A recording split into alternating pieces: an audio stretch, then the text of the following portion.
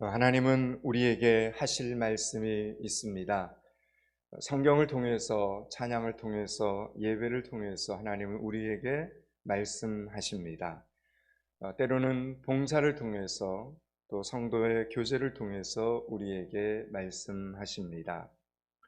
하나님의 말씀을 가장 가까이에서 들을 수 있는 곳이 어디냐면 바로 교회입니다. 교회. 그래서 하나님께서는 여러분이 주일날 아침에 교회에 오기 위해서 여러분의 집을 출발하는 그 순간부터 기다리십니다. 그리고 모든 순간순간마다 말씀하셨습니다. 혹시라도 아직 하나님께서 하시는 말씀을 듣지 못하셨다면 지금 이 순간 다시 한번 들려주시는 하나님의 음성을 들을 수 있기를 축복합니다. 그래서 말씀이 생명이 되는 시간이 되실 수 있기를 축원합니다. 우리는 지금 사도행전을 계속해서 듣고 있습니다. 말씀을 나누고 있습니다. 우리는 늘 사도행전을 이렇게 접하면서 사도행전 속에 나오는 이런 능력 있는 교회의 모습, 그리고 이런 능력 있는 성도들의 모습을 우리는 은근히 기대하고 소망을 합니다. 안진뱅이가 갑자기 일어나고 하루에 3,000명, 5,000명이 회개하고 돌아오는 성령이 정말 불같이 역사하는 그런 초대교회의 모습을 담기를 우리는 바라고 있습니다. 그런데 초대교회가 겪은 고난과 핍박은 외면합니다. 의도적으로 그 고난과 핍박에 대해서 관심을 갖지 않으려고 합니다. 혹시라도 예수 믿는 나에게나 교회의 고난이 찾아오면 무엇인가 잘못된 것으로 생각하면서 은근히 피하려고 듭니다. 여러분, 그러나 오늘 본문에서도 보십시오. 베드로가 예수님을 잘못 믿었기 때문에, 베드로가 목회를 잘못했기 때문에 그가 지금 감옥에 갇힌 것이 아닙니다. 성경은 12제자를 사도라고 부릅니다. 사도란 보내심을 받은 자라는 뜻입니다. 우리 주님 예수 그리스도로부터 이 세상을 향하여 보내심을 받은 자들이 사도라는 겁니다. 그래서 요한계시록을 기록한 사도 요한을 제외하고는 다른 모든 사도들은 모두 세상을 향하여 복음을 들고 나아갔고 처참하게 모두 다 순교를 당하고 말았습니다. 여러분, 우리들이 정말 사도들의 이런 능력과 부흥을 원한다면 사도들이 당한 고난도 받을 각오를 해야 합니다. 여러분이 지금 고난당하고 있는 것을 전혀 이상하게 여기지 마시기 바랍니다. 잘 이겨내시고 초대교회 성도들처럼 믿음으로 승리하는 여러분들이 되시기를 축복합니다. 여러분, 하나님께서는 오늘도 우리가 하나님이 주신 말씀을 붙잡고 믿음으로 승리하고 더욱더 굳센 하나님의 자녀들이 되기를 하나님은 원하십니다. 각 부서마다, 셀마다, 기관마다 기도 제목들이 있습니다. 더 열심히 기도하고 이번 한 주간 섬김으로 이 세상의 그 어떤 모임보다 더 소중한 모임들이 되실 수 있기를 바랍니다. 여러분, 10년 어설프게 알고 지낸 사람들보다 10달 같이 모여서 같이 기도한 사람들이 더욱 소중한 존재가 되는 것을 경험하는 여러분들이 되시기를 바랍니다. 스데반의 순교로 인해 예루살렘 교회에 큰 핍박이 몰아닥쳤다고 했습니다. 그로 인해 성도들이 사마리아 지방까지 피난을 갔기 때문에 자연스럽게 사마리아 땅에도 하나님의 복음이 전해지게 되었습니다. 그렇게 어려움과 핍박이 가중되다가 이상하게 갑자기 중간에 그 핍박이 멈춘 때가 있었습니다. 기독교인을 잡아다가 감옥에 가두는 일에 정말로 열심히 앞장섰던 청년 사울이 바울이 되는 사건이 있었습니다. 그때였습니다.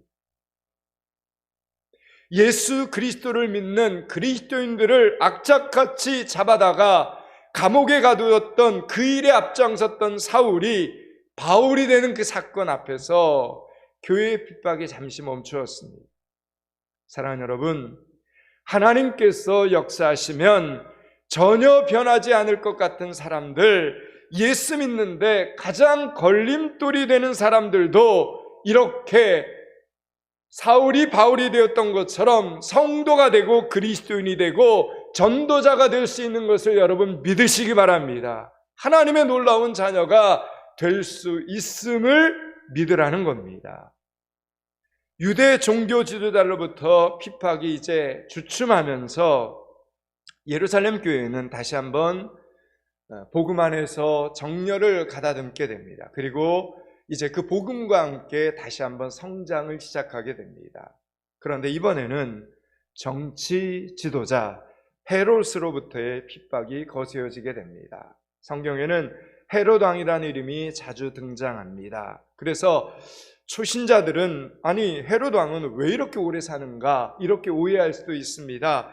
예수님이 태어나실 때에도 베들레헴의 아기들을 다 죽이는 살상을 벌이더니 아니 이번에는 예수님의 제자들까지도 이렇게 핍박을 한다 이렇게 생각을 할 수도 있습니다. 그러나 성경에 등장하는 헤롯은 무려 4명이나 됩니다. 4명.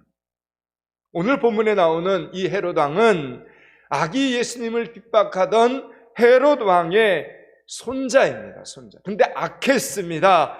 4명의 헤롯이 성경을 보면 전부 다 악한 사람들이었습니다.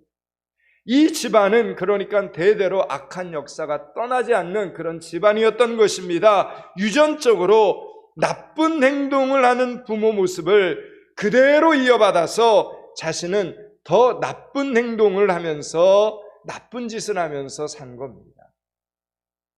여러분, 우리가 예수 그리스도의 이름으로 죄의 순환을 끊어버리지 않으면 싫다 하면서도 여러분 본대로 우리는 행동합니다. 이게 우리의 죄의 본성이고 습관입니다. 그래서 여러분 우리 주변에 보면 알코올 중독자 아버지가 싫어서 난 절대로 술을 마시지 않겠다 이렇게 다짐했던 사람들도 보면 어느새 그 사람도 알코올 중독자가 되어 있는 것을 보게 됩니다. 도박과 노름 때문에 집안이 뻔히 망하는 것을 보면서도 그래서 철저히 나는 이 다음에 크면 이런 거 하지 않을 거야 이러면서 이를 갈고 도박하는 부모를 싫어하지만 나중에 보면 자식들이 따라하는 것을 보게 됩니다. 여러분, 인간에게는 본 것을 따라하는 무의식적인 습득 능력이 있기 때문에 그렇습니다. 본 것이 그것이기 때문에 자기도 싫어하지만 따라하는 것입니다. 사랑하는 여러분, 여기에 누구도 예외가 될 수 없습니다. 사랑하는 여러분, 오직 예수 그리스도의 보혈의 능력을 의지하시기 바랍니다. 예수 그리스도의 보혈의 능력만이 우리를 죄의 사슬에서 구원합니다. 예수의 이름이 아니면 죄를 끊을 능력이 우리에게는 없습니다. 내 자식은 절대 그런 일이 없다. 여러분, 이렇게 안일하게 대처하면 안 됩니다. 언제나 죄의 유혹은 강하고 언제나 죄의 유전은 우리의 눈과 귀를 통해 어느새 학습되고 있음을 기억하시고 깨어 기도하는 여러분들이 되시기를 바랍니다. 헤롯 왕이 예수님의 제자였던 야고보 사도를 처형하고 나서 보니까 이 예루살렘의 이 종교 지도자들이 무척 기뻐하는 것입니다. 그래서 이번에는 베드로를 처형하고자 베드로를 감옥에 가두었습니다. 오늘 본문 1절, 2절, 3절을 같이 한번 읽겠습니다. 1절, 2절, 3절을 같이 읽습니다. 그때 헤롯 왕이 손을 들어 교회 중에서 몇 사람을 해하려 하여 요한의 형제 야고보를 칼로 죽이니 유대인들이 이 일을 기뻐하는 것을 보고 베드로도 잡으려 할새 때는 무교절 기간이라. 아멘. 여러분, 성경의 이 본문의 말씀대로 유대인들은 야고보 사도가 죽임당하는 것을 보고 기뻐했습니다. 여러분, 이 세상에 사람을 창조하신 분이 누굽니까? 하나님이십니다. 그래서 아무리 악한 사람이라 할지라도 그가 어느 날 예수 그리스도를 믿게 되면 소망이 있는 겁니다. 변화될 수 있고 새 사람이 될 수 있습니다. 하나님께서 고쳐주시면 얼마든지 고침을 받을 수 있습니다. 그러므로 어떤 사람이든지 사람이 죽는 것을 보고 좋아할 수는 없습니다. 불쌍히 여겨야 합니다. 그런데 오늘 이 유대인들은, 하나님을 믿는 이 유대인들은 야고보 사도가 죽임을 당하는 것을 보고 기뻐합니다. 여러분, 이 사실 하나만으로도 유대인들이 지금 얼마나 잘못된 길로 가고 있는지를 우리는 발견할 수 있습니다. 여러분의 심령이 악한 현상을 보고 동조하고 있다면, 기뻐하고 있다면 깨달아야 합니다. 여러분, 그리스도인들은 어떤 상황에서든지 예수 그리스도의 눈으로 보고 예수 그리스도의 눈으로 깨닫고 예수 그리스도의 눈으로 생각하고 말하고 행동하는 사람들이 그리스도인입니다. 여러분, 소금이 그 맛을 잃으면 무엇으로 맛을 내겠습니까? 빛이 빛을 잃으면 어떻게 이 세상을 밝힐 수 있겠습니까? 그래서 여러분, 가장 두려운 것은 세상 사람들이 악해지는 것이 아니라 성도가, 그리스도인들이 사랑을 잃어버리는 것입니다. 그리스도인들조차 세상 사람들을 닮아가는 것이 가장 두려운 일입니다. 사랑하는 여러분, 여러분은 누가 어떤 말과 행동으로 여러분을 시험해도 사랑과 믿음을 지키는 믿음의 성도들이 되실 수 있기를 축원합니다. 여러분, 무교절은 이스라엘 민족의 출애굽을 기념하는 유월절이 속해 있는 유대인의 큰 명절이었습니다. 그래서 이 당시 수많은 유대인들이 예루살렘을 찾아서 성지를 방문하는 기간이 바로 이 무교절입니다. 여러분, 이때에는 법적으로 오늘 말씀처럼 사형을 집행할 수가 없기 때문에 베드로를 감옥에 가둬둔 겁니다.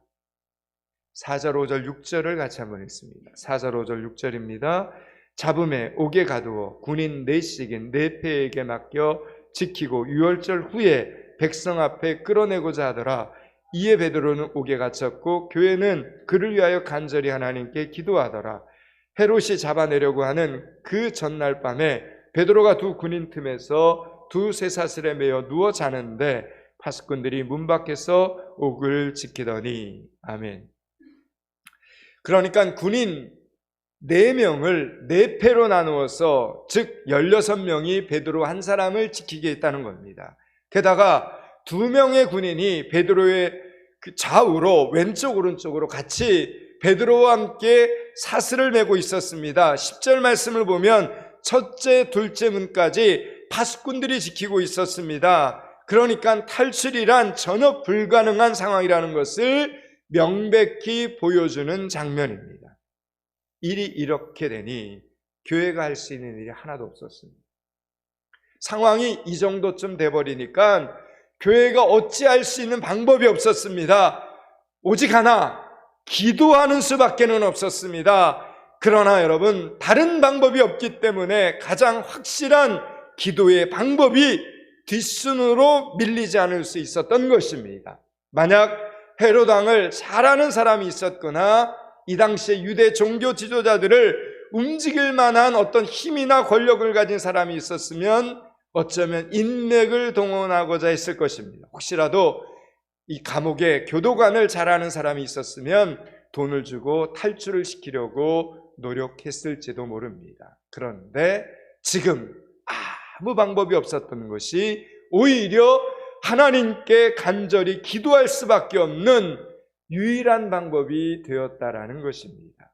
사랑하는 여러분, 여러분이 문제를 해결할 다른 아무런 방법이 없다면 여러분 어떻게 해야 됩니까? 기도의 자리에 나오셔야 됩니다. 가장 먼저 기도의 자리에 나와 열심히 기도하시기 바랍니다. 여러분이 할 수 있는 가장 큰 일이 기도하는 것임을 믿으라라는 것입니다.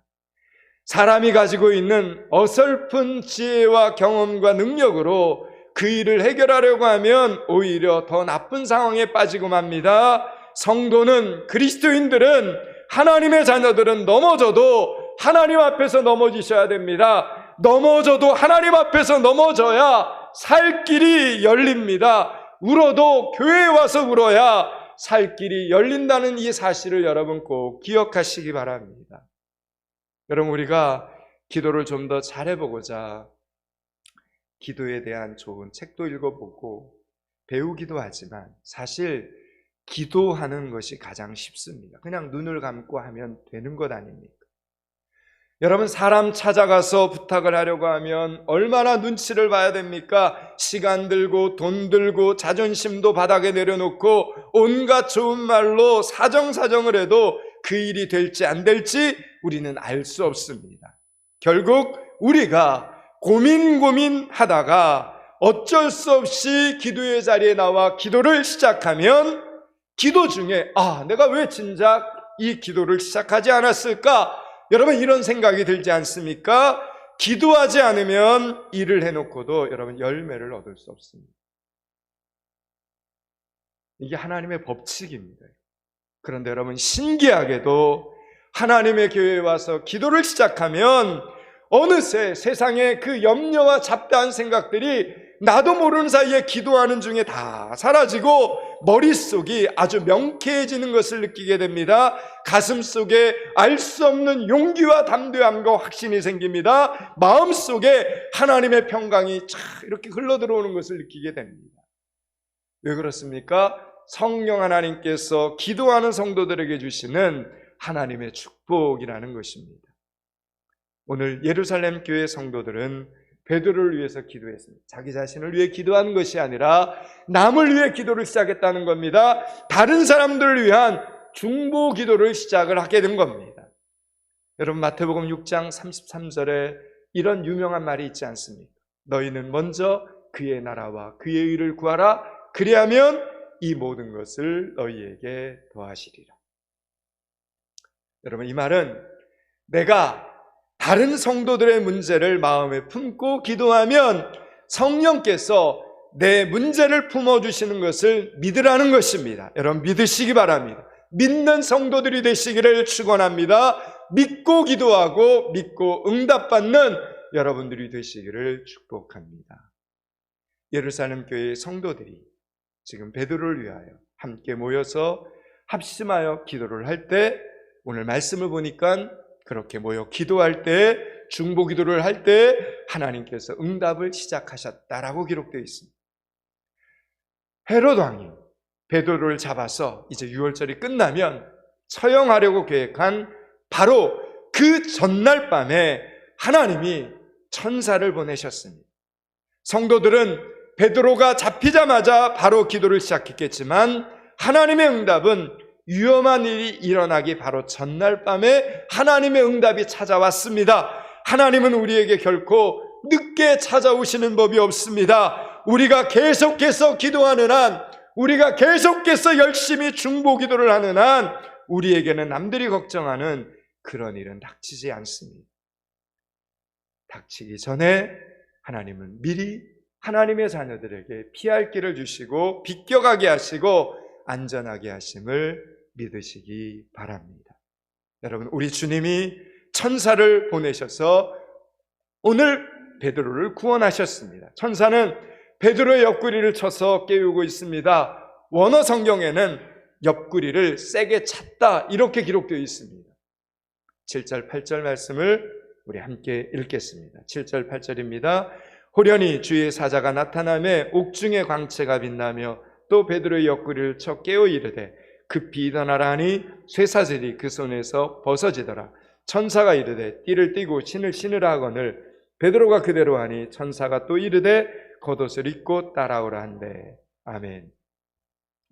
여러분, 지금 이 장면에 베드로가 하나님께 지금 기도하고 모든 것을 맡긴 채 얼마나 평안하게 감옥에서 잠을 자고 있는가를 우리에게 보여주는 장면입니다.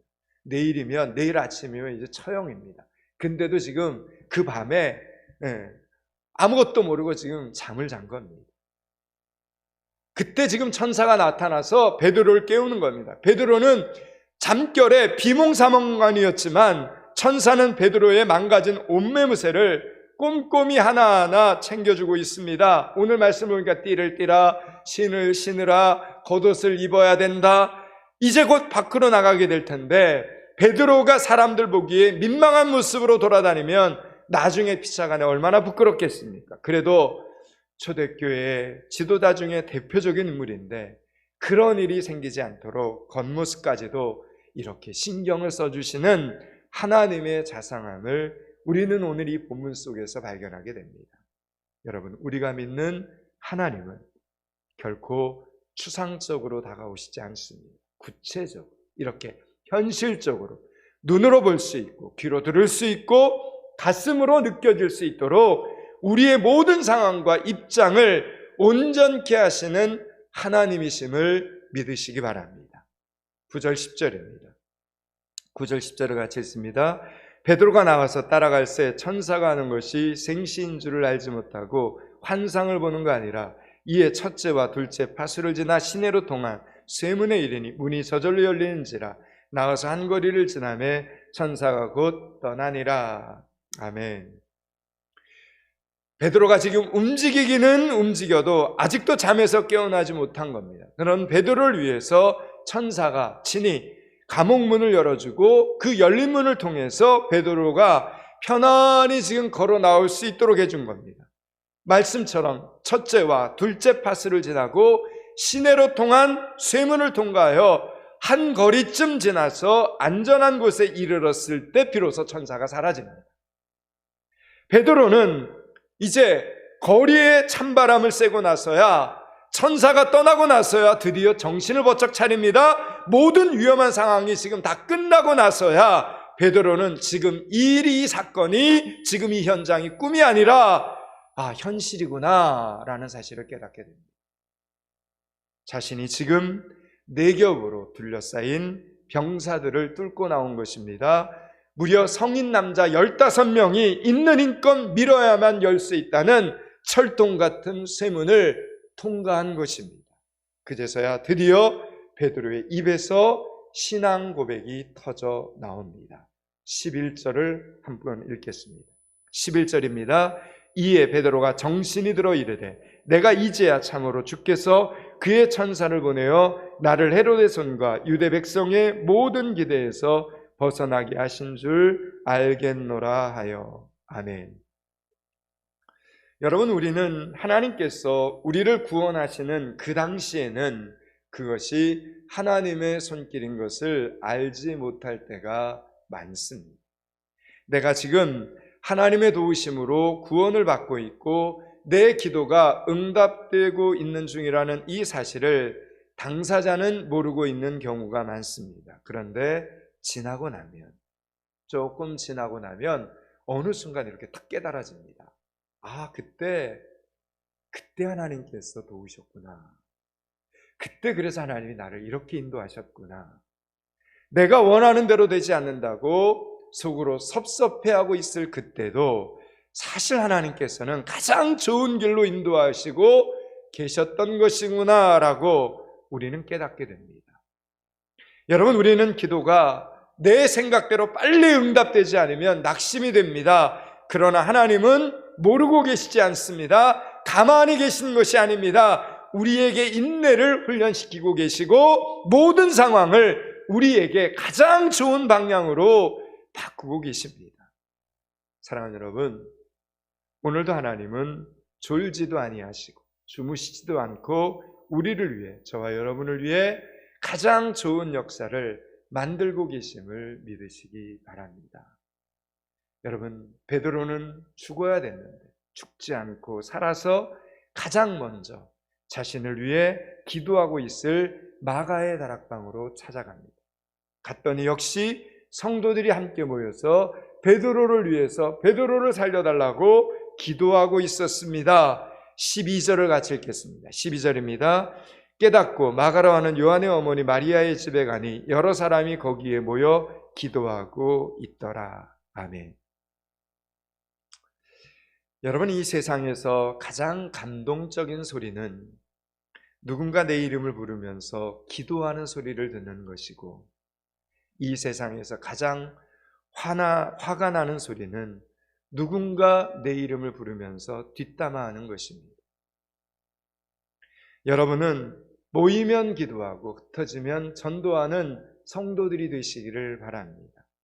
정말 모이면 기도하고 흩어지면 영혼을 구원하는 그리스도인들이 되실 수 있기를 축복합니다. 베드로는 자신을 위해, 성도들이 자신을 위해 기도하는 소리를 듣게 됩니다. 그리고 그 소리를 들으면서 베드로는 너무 감동이 되었습니다. 그래서 빨리 자신이 이렇게 안전하게 지금 구출되어서 이렇게 지금 집 앞에 왔다라는, 그래서 하나님께서 저들의 기도에 응답하셨음을 알려주고 싶었습니다. 그래서 문을 두드립니다.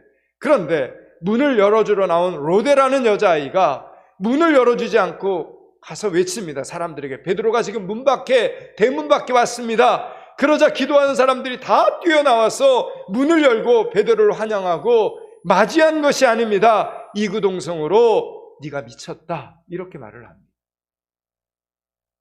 오늘 본문 13절, 14절, 15절입니다. 13절, 14절, 15절을 같이 읽습니다. 베드로가 대문을 두드린데 로데라고 하는 여자아이가 영접하러 나왔다가 베드로의 음성인 줄 알고 기뻐하여 문을 미처 열지 못하고 달려 들어가 말하되, 베드로가 대문 밖에 섰더라 하니 그들이 말하되 내가 미쳤다 하나 여자아이는 힘써 말하되 참말이라 하니 그들이 말하되 그러면 그의 천사라 하더라.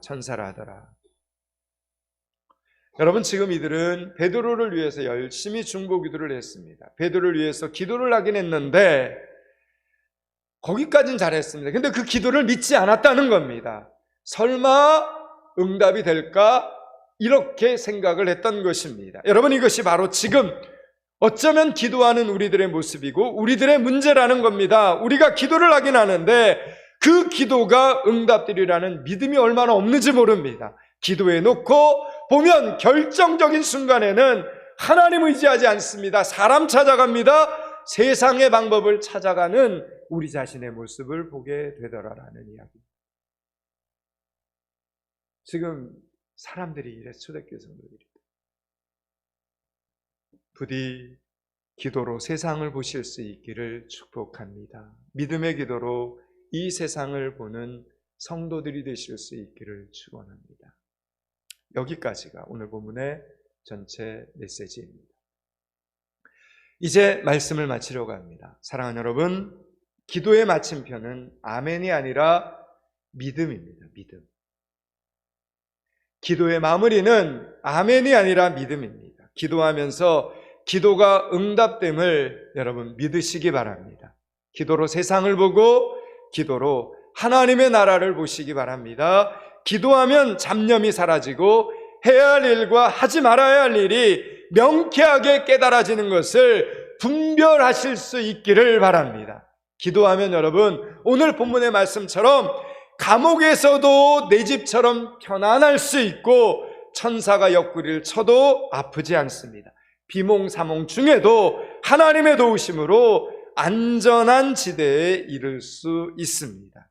부디 기도로 보는 세상, 믿음으로 보는 세상은 안경을 쓰고 보는 세상보다 훨씬 더 능력 있고 가치 있음을 깨닫는 여러분들이 되시기를 주님의 이름으로 축원합니다.